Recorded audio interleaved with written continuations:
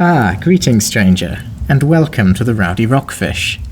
I see you have decided to come along after all. I trust you know that the stories we're telling tonight are not suitable for the faint of heart.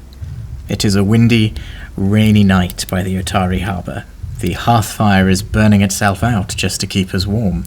The inky blackness of the sea outside is doubtless hiding at least one horror close to us, and probably more.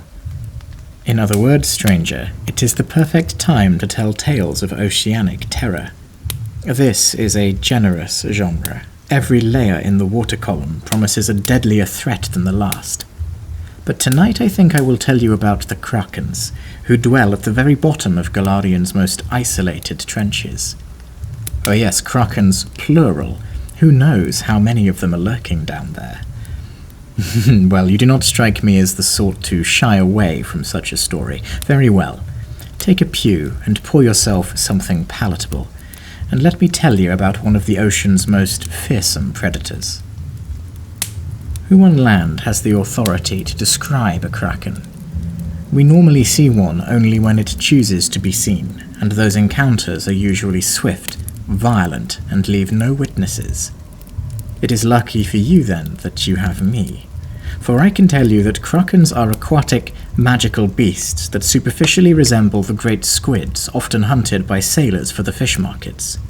Their bodies consist of a pod-like mantle, which houses most of its organs and its great beak, and is ringed by 10 appendages that extend deep into the surrounding water. 8 of these are called its arms, which it uses for locomotion and stability in the water column. The arms are shorter, typically reaching around 40 feet if fully extended, and are covered in suckers that adhere to anything caught in their grasp. These are normally more defensive, but they also display staggering crushing power. The arms can splinter the hulls of even powerful sailing ships with ease. The 2 remaining appendages are the tentacles, and these are its true weapons. 60 feet long, the tentacles are more agile and designed for attack. Only their tips are covered in suckers, but these are more than enough to capture floundering prey in the water. All in all, the typical kraken at full size is around 100 feet long from mantle fin to tentacle tip. Their average size is longer than even the very greatest of the blue whales, and trust me when I tell you that they can stray very far from the average. When krakens are not hunting, they prefer to dwell around the hydrothermal vents that scar the bottom of Golarion's oceans. They value precious metals and use the heat of the vents to melt them into slag and reshape them into bracelets and crowns that they wear as status symbols. In particular, they do this to accent the coloured bands that ring their mantles. Like trees, krakens add a new one every year, and this would tell you their age if you ever got close enough to count them. Contrary to popular belief, krakens do not continue to grow indefinitely. In fact, their size is one of the least reliable ways of estimating age or ability, for the creatures can live for thousands of years, yet are fully grown after a mere 100, and reach sexual maturity after 200. Luckily for us, krakens always live solitary lives, coming together only to mate, which occurs roughly once a decade. In the buoyancy of the ocean, a kraken can seem quite inelegant at first. It is very difficult to keep track of all the appendages as they twist completely independent of one another through the gloom. This is made worse by the fact that krakens are also capable of releasing a toxic black ink into the surrounding water, something that they are wont to do liberally because it functions as a net to ensnare anyone who finds themselves overboard. The toxin is activated by water and absorbed through the skin, and it is so potent that it will kill a typical adult human in under 20 seconds. Nevertheless, those who try to flee, even the strongest of swimmers in the calmest of seas, will always be caught swiftly. Krakens, like the squid, can suck water into their mantles and then expel it like air from a balloon. This propels their bodies at incredible speeds, threatening 150 feet per second in straight lines.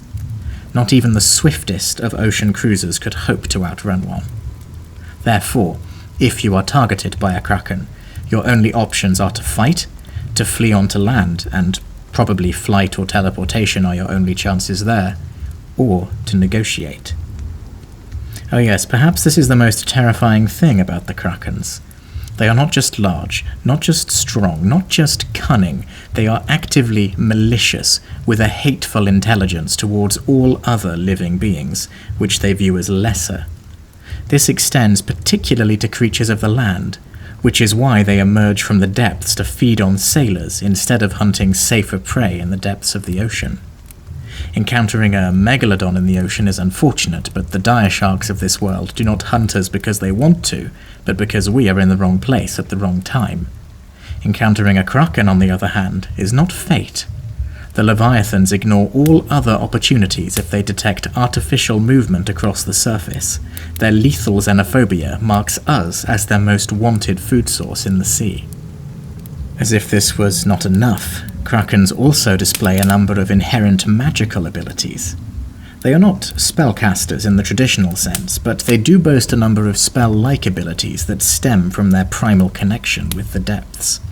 Most importantly for us, they are able to manipulate the weather around them, especially the winds.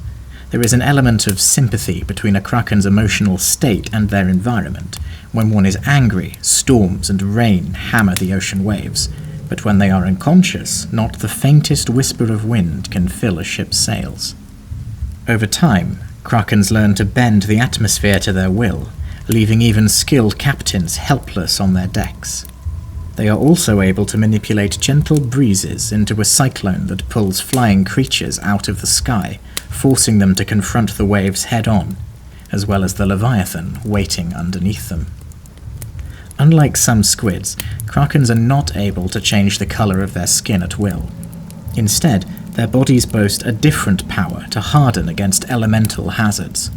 While all specimens are highly resistant to poison on account of their own toxin, and possess a degree of protection from the cold due to the depths at which they lurk, the Krakens are also capable of tolerating heat, electricity, acid, and even sonic shockwaves seemingly on a whim. However, this is quite taxing, and they are not able to do so very frequently. Finally, Krakens are also capable of exerting their will onto the lesser animals that surround them. This is more than simple symbiosis, but actually a form of mental domination. Luckily, this seems to apply only to unintelligent animals, but it nevertheless entails that a Kraken attack could be accompanied by a whole host of enthralled allies like sharks, eels, and lesser squid. So, how does one survive a face-to-face meeting with a Kraken? Unfortunately, there is no simple trick that will frighten one away like plugging your ears may for harpies. These are titans of the ocean, and nothing from the land can faze them. In my experience, there are only the 3 aforementioned strategies available to you. I advise that you flee, immediately and without regret. Even the amphibious dragons try to avoid confrontations with Krakens. I would actually bet on the Kraken in most scenarios. But as we have seen, there is more to escape than blind panic. Teleportation is the safest option, if you have access to magic sufficiently powerful to facilitate it. Krakens may be able to stall or squall the winds, but they can do nothing against magic. Step into a portal and do not look back. If you are instead caught without that option, I then propose flight and vertical evasion. Krakens can do more to prevent this with their punishing winds, but it is not as reliable as their other assets. Waiting out the cyclone is sometimes possible. If not, then you must first try to escape beyond the vortex's reach. By this point, I admit your odds of survival are close to 0, but every little helps. If all else fails, then scatter as many lifeboats into the water as possible and take off in all directions. The Kraken will be faster, but it cannot be in multiple places simultaneously. I just pity the poor souls who were targeted first. Instead, perhaps you will choose to fight. I would commend your bravery, but you should only do so if you are prepared for the struggle to be your last. Spare no expense or resource, use everything you have with bitter abandon. Even then, you should also pray to Desna to bless you with good fortune for the battle ahead. A Kraken's tactics whilst hunting at the surface are usually quite straightforward, because, frankly, they do not need to devise anything too complex. Firstly, the weather will become awfully calm. In literal terms, this will be the calm before the storm. Experienced captains fear calm seas in deep water more than they do stormy ones, and Krakens are the reason why. When the beast does emerge, it will strike quickly and without error or mercy. Of its 10 appendages, it will typically hold 4 in the water. Its tentacles are too valuable to risk above the waves, and it must use 2 of its arms to stabilize itself at all times. Thus, from the deck of your vessel, you are likely to confront 1 to 6 suckered arms. Many drunk sailors tell of legendary struggles against a single arm that dances in combat with fiendish intelligence. But in reality, the creature is likely to ignore the crew until they are in the water, and it will instead target the ship itself. More so than any other sea beast, Krakens are experts at rending hulls asunder and capsizing the remainder. The Kraken will attach itself to the hull and rend the keel with its beak whilst crushing the upper deck with its arms. This does leave the breached arms vulnerable, but its skin is so thick and hardy that most weapons won't even scratch it. Even if something did injure one, it could replace it with one of its reserves, and all the while your vessel would be splitting, splintering, sinking towards the beak. By this point, the Kraken ink will have been released into the surrounding water, so abandoning ship will prove about as useful as throwing yourself into a volcano. At the same time, the cyclone will begin. Whereas before the silence of the open ocean was eerie, now a hurricane fury fit for Gosha himself will descend from above, closing all avenues of escape. Below, the beak, above, the storm, and aside, the tentacles, which will at last begin to work, plucking the drowning and the dead into the maw as nonchalantly as you might pluck a flower from a field. By the time the weather stills, only the flotsam ruins will remain, and the malevolence responsible will already be hundreds of feet below the surface, preparing for its next hunt. What can you do to combat this? Very little. If you must fight, I urge you to focus all your efforts onto a single arm. Sever it if you can. This is unlikely to halt the attack outright, but it should make the beast rethink its tactics. And time is of the essence. Sailors need it to arm themselves, to man cannons, and to prepare their countermeasures. Anything that buys you more time is valuable. Krakens can make themselves resistant to most energy damage, but pure force will harm it, as will negative energy. It is a living creature after all. Finally, if you can penetrate its hide, bleed it as much as possible. It will prove far more useful to pierce its skin in a single location and exploit the weakness for all it's worth, than it will to risk assaulting its hide everywhere. Oh, and for all that is sane, do not attempt what I once witnessed a captain do, and try to stun it by dropping anchor. Krakens are far too intelligent for that to work. Even if you did strike it, it would respond by grabbing the chain and yanking it, instantly capsizing most vessels, or tearing a chunk from their hulls. The final strategy seems to be the most absurd at first, but I think it has the most to offer. You may be able to negotiate with it. Now remember that Krakens are hateful by nature, but that does not make them incapable of conversing with other beings. Amongst themselves, Krakens speak Aquan, a proud language that is uncommon among us on the land. Most will understand common as well, but they view it as a dirty tongue, unbecoming of their elevated aquatic status. So, if you are equipped with this language, beseech it. Do not beg, that will accomplish nothing except a humiliating death. Instead, you must offer it something that it desires. But what does a Kraken desire? Well, the only thing Krakens hate more than land dwellers are the alghollthus. This term refers not so much to a single entity, but rather to an underwater empire ruled by a clade of serpentine aberrations called the vidileths, who in ages past ruled over the land from the depths in a way that still fuels the Kraken's rage. We usually discuss them as the Veiled Masters because they are capable of assuming the guise of a humanoid to infiltrate and corrupt our societies from within. Their tale is long and for another time. However, they are important to the Krakens because they are their biggest threats here on the material plane. Alone, even a Veiled Master would struggle to defeat one, given the beasts are naturally immune to all magic that would tamper with their emotions or subjugate them.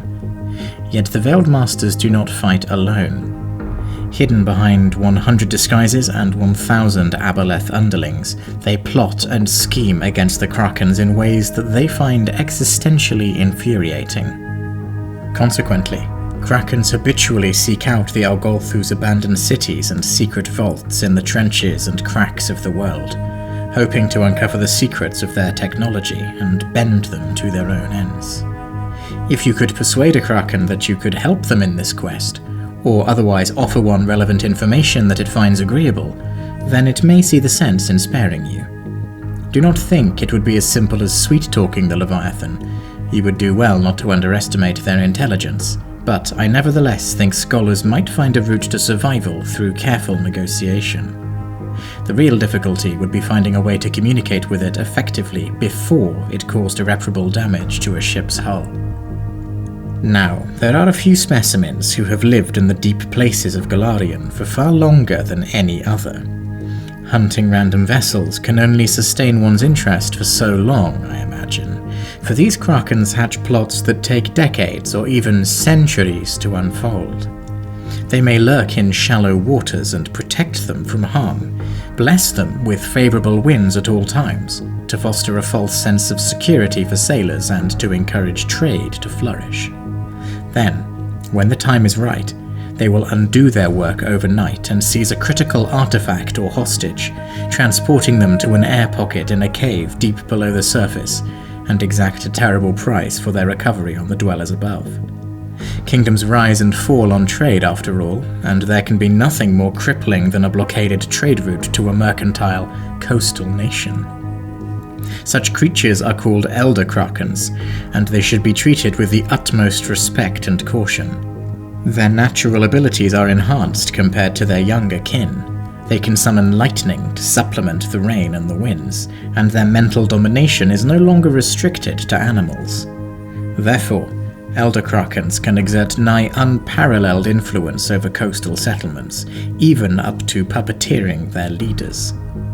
In fact, in distant Tianxia, there lies the subdued nation of Wanshou, which in the year 4611 suffered terrible storms and tsunamis. Its capital of Numijian was flooded. 80% of its 170,000-strong population perished.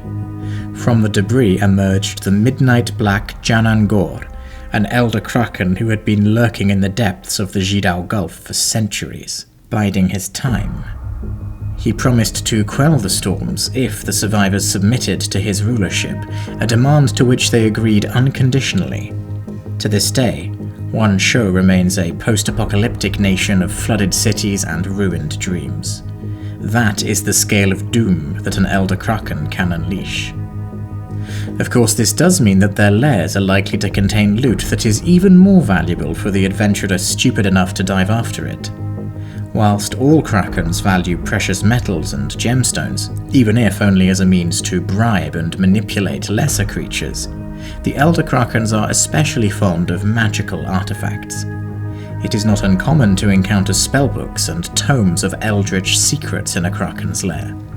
That said, the most likely thing to find within is your horrible death, but when has that ever stopped an adventurer? Well, stranger, have I persuaded you never to set foot onto an ocean-going vessel again? I hope not. In the first instance, sailing the high seas can be a tremendously rewarding activity, and it remains the fastest non-magical method of transport that is available to most people. And in the second instance, even the coast is not safe from Krakens anyway. An attack is surely numbered among the least likely of aquatic calamities, for thousands of ships make port without incident every day across Golarion. But you should now know that, while the risk is low, it is never quite zero. And this is but the first of countless terrors that the oceans of this world can unleash onto the land. So drink well, and I will go and refill my own tankard. When I return, we can perhaps discuss something slightly less horrifying. Well, until then.